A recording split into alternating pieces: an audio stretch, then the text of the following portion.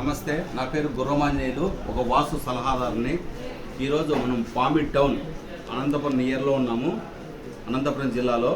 అయితే మనం ఈ కండిషన్ ఏమంటే, ఈ సింహద్వారం అనేది ఉత్తర సింహద్వారము. ఉత్తర సింహద్వారం పక్కన ఉపద్వారం ఇచ్చేసినాడు. ఇక్కడ ఇలా ఇవ్వడం వల్ల ఉత్తరం ఈశాన్యం నడకలేదు, ఆగిపోయింది. ఉత్తరం ఈశాన్యం బ్లాక్ అయిపోయింది, అంటే మూతపడింది.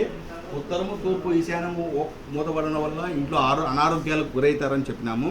హార్ట్కు సంబంధించిన సమస్య కూడా వస్తుందన్నాము. అదే సమస్య కూడా వీళ్ళకు ఉందని వాళ్ళు క్లియర్గా ఉంది, క్లియర్గా చెప్పేసినారు. కాకపోతే లోపలికి రండి.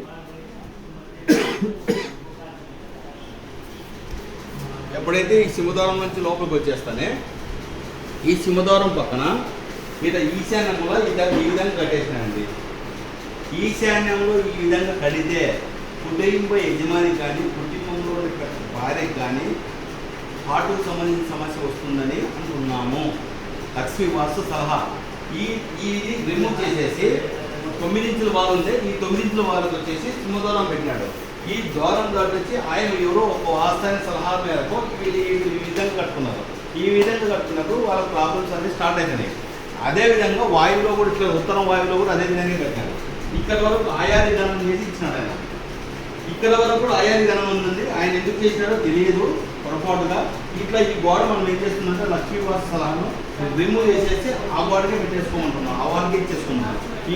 ఇది కూడా ఈ వాళ్ళని రిమూవ్ చేసేసి దీని బారుగా ఇక్కడ ఈశాన్యం పుట్టాలి, ఉత్తర ఈశాన్యం పుట్టాలా, తూర్పు ఈశాన్యం ఉత్తర ఈశాన్యం మూల ఏర్పడాలనుకున్నాం. ఈ మూల ఏర్పడలేదంటే డిస్టర్బ్ అయింది. ఇలా డిస్టర్బ్ అయితే ఫ్యామిలీ డిస్టర్బ్ అవుతుందని మేము సలహా ఇవ్వడం. ఎవరే కానీ ఈ విధంగా తయారు చేసుకొని కట్టకూడదు. ఒకవేళ వాస్తు ఏమైనా ప్రాబ్లం ఉంటే దక్షిణం గోడ కానీ పడమర గోడ కానీ ఇట్లా వాల్ సెట్ చేసుకోవాలా.